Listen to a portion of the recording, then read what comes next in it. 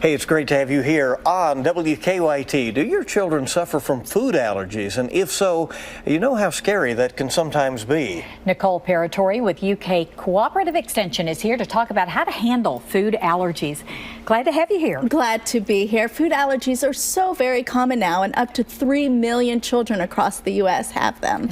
We were talking about, is it that we know more about it, or are they more prevalent? We were talking about how so many foods are produced in these plants now with other products and Absolutely. so forth. I think maybe a little bit of both. I think we are much more aware of what food allergies are. We're much more aware of what symptoms are for food allergies.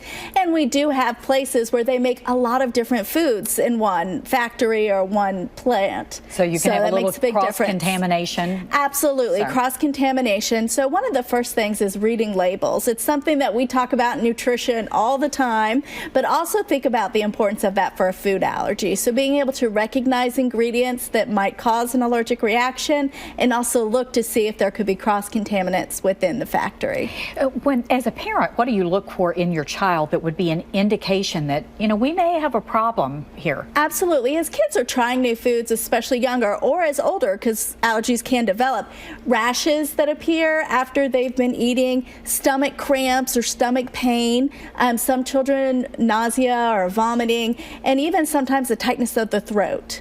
Now, if your child doesn't seem to have an allergy but may have friends who do, you have to keep that in mind as well. Absolutely. I always encourage parents, when you have a new friend coming over to the house, talk to the friend's parents, and one of the first things you should ask is there any food allergies or general allergies that we should be aware of when so-and-so comes over? So you want to make sure that you kind of cover your bases. You do not want to have a sick friend there. No. Have something like that happen.